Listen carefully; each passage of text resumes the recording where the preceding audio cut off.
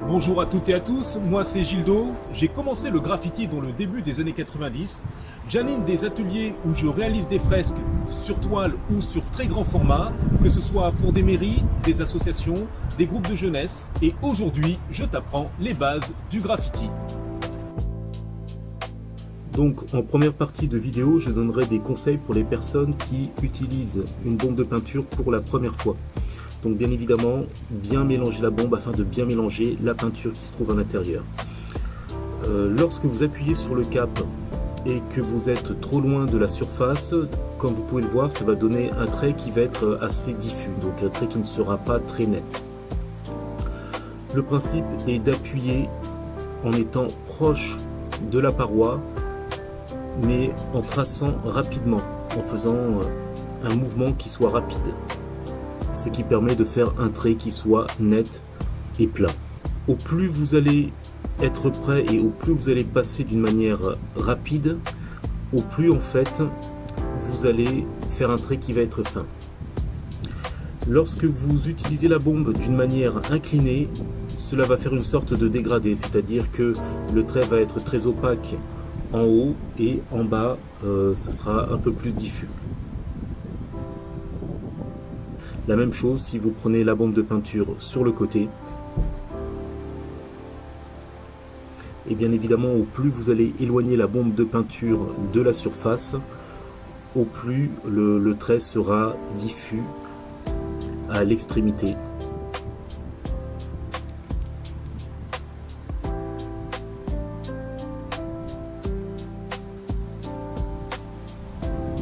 Ensuite, pour pouvoir tracer et remplir des formes, donc en premier lieu je trace le contour et ensuite je fais le remplissage à l'intérieur d'une manière méthodique.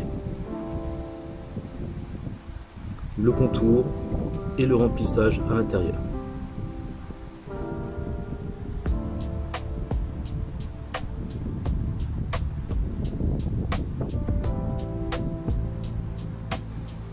En ce qui concerne les cercles, c'est toujours le même principe. Je trace le contour du cercle, puis l'intérieur. Un ornement qui est fait assez régulièrement dans le graffiti, ce sont les étoiles. Donc même chose, je fais le contour, c'est-à-dire on commence par une espèce de V à l'intérieur. On relie des points et je fais le remplissage. Voilà pour cette première partie. De toute façon, le maniement de la bombe de peinture est quelque chose qui s'apprend d'une manière extrêmement rapide. Le principe est, comme je le dis, de beaucoup peindre afin de progresser rapidement. Maintenant, dans cette deuxième partie de vidéo, nous allons voir une méthode extrêmement simple pour pouvoir réaliser un lettrage. Donc, en premier lieu, je trace la lettre en lettres capitales. Par exemple, ici, ce sera la lettre R.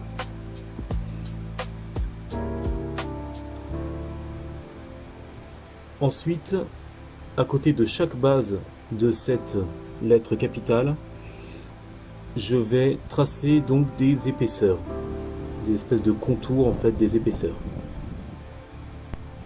Bien évidemment, chacune de ces épaisseurs doit être la même de chaque côté et d'autre.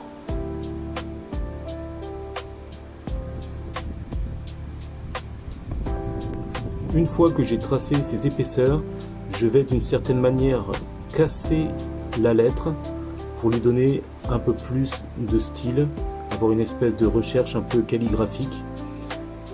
Donc le principe sera de casser la lettre et aussi de la rallonger à certains endroits. Par exemple là j'ai rallongé donc la pointe de la base du R. Même chose dans le haut de la courbe. Et je vais aussi rallonger l'autre pointe du R.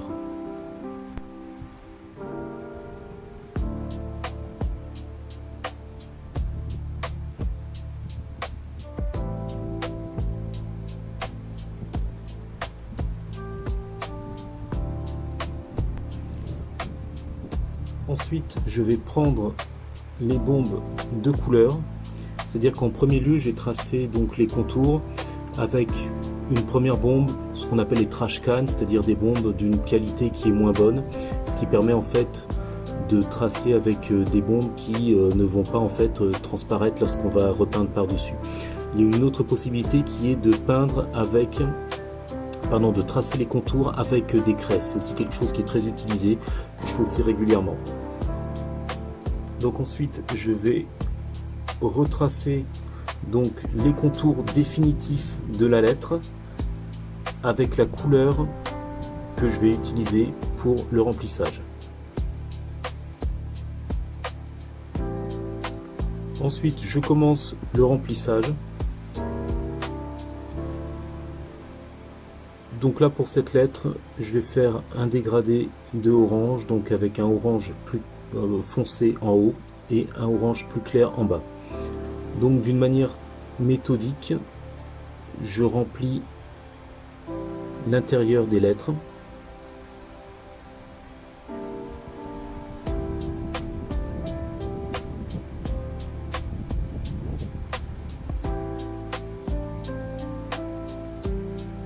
Je trace la limite à partir de laquelle je ferai mon dégradé.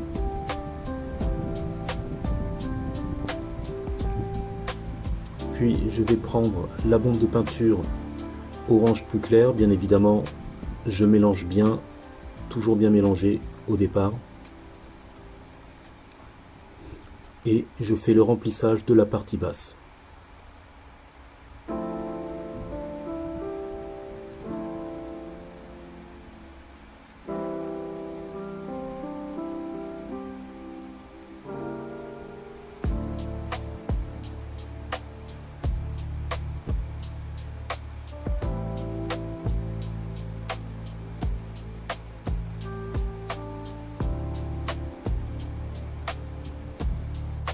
Une fois le remplissage de la partie basse effectué, je vais mettre ma bombe de côté, c'est-à-dire que je vais l'incliner pour pouvoir effectuer le dégradé. Donc là, du bas vers le haut. Et je vais reculer ma bombe afin que l'effet en fait de remplissage soit plus diffus pour bien que ça fasse un dégradé. Puis je vais faire exactement la même opération, mais avec le orange plus foncé et cette fois-ci vers le bas.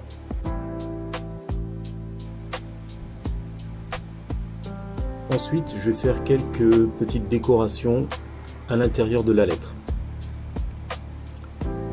Donc là, je vais prendre du jaune. Comme le orange et le jaune, ce sont des couleurs qui sont adjacentes, donc je sais que voilà, ça sera plutôt harmonieux.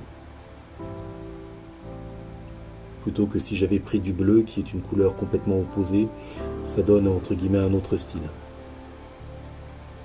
Donc en premier lieu, j'ai tracé des formes avec la peinture jaune, et là en fait, je vais les égaliser en repassant par-dessus avec la bombe orange.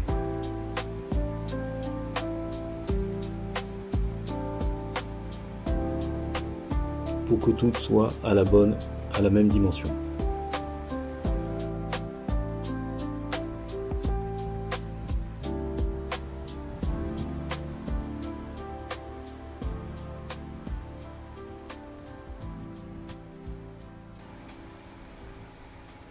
Je vais refaire la même chose en bas, donc je trace en premier lieu les contours, puis je remplis l'intérieur.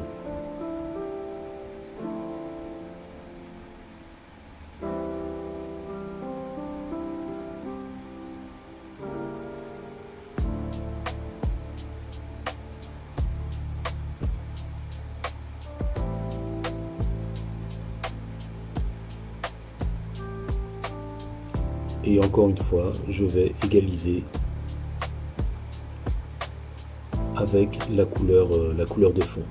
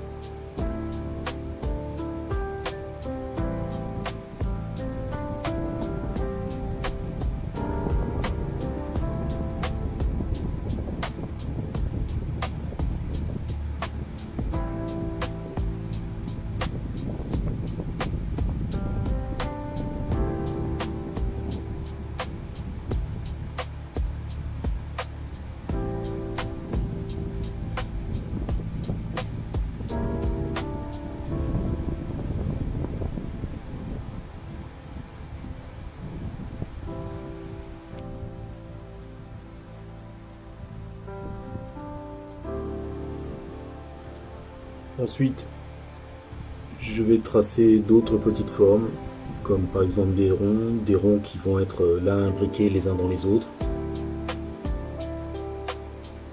ou aussi des étoiles. Donc comme j'expliquais, les étoiles, je commence par l'extérieur, l'armature extérieure, et ensuite je remplis l'intérieur.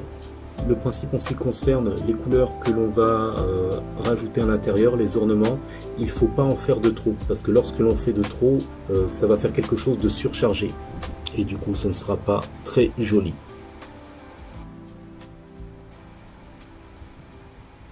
Ensuite, je vais tracer les contours. Là, la couleur que j'ai choisie, ce sera le rouge, donc qui est l'autre couleur adjacente au orange.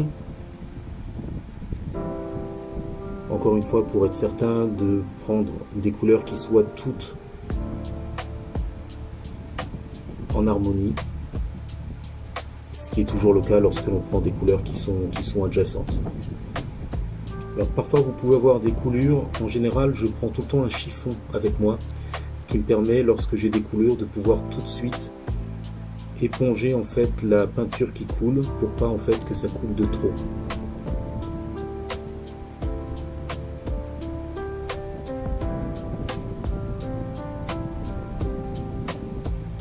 Donc je vais tracer une première fois le contour avec la couleur rouge, en étant bien évidemment au plus près des angles, et ce qui me permettra de repasser une deuxième fois en étant un petit peu plus large.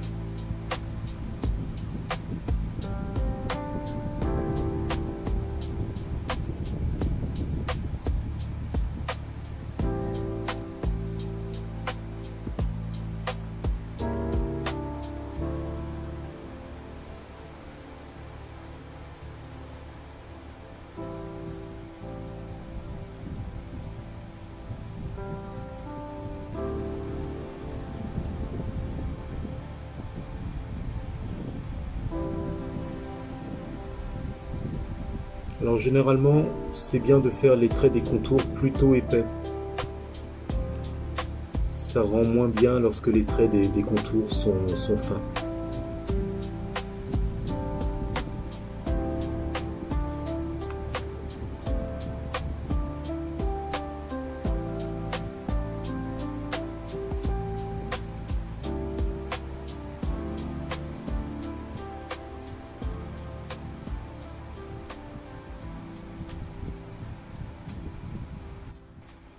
Donc ensuite, je viens faire des retouches de couleur.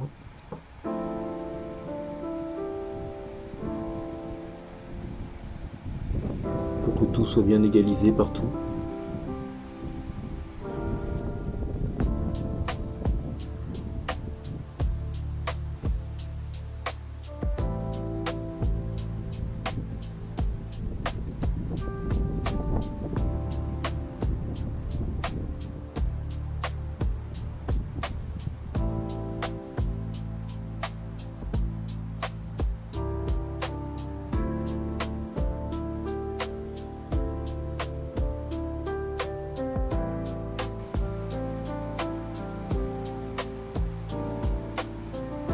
Je trace aussi quelques effets, quelques ornements sur le côté.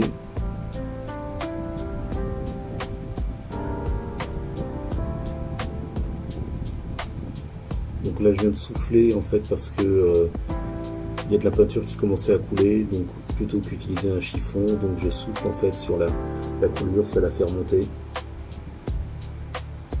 et ça l'évite de dégouliner.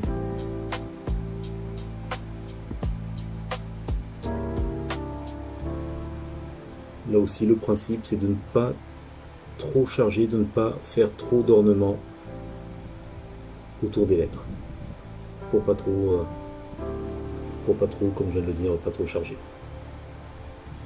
Là on va tracer ce que l'on appelle les highlights, c'est-à-dire c'est comme si en fait on définissait qu'une source de lumière provenait par exemple là de la gauche, et tous les endroits de la lettre qui se trouvent sur le côté gauche, je vais faire un trait blanc à cette extrémité là.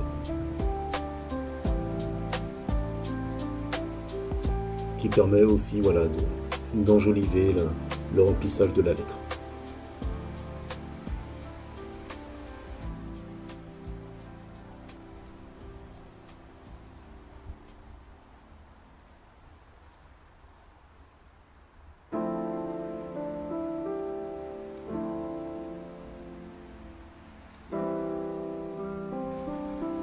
Encore une fois, je reprends la couleur de fond d'origine pour pouvoir égaliser et retoucher chacune des choses que j'ai faites. Et voilà, donc c'est une manière extrêmement simple de réaliser une lettre avec des bombes de peinture. Le principe est de beaucoup peindre afin de progresser très rapidement. Voilà, à bientôt sur les terrains.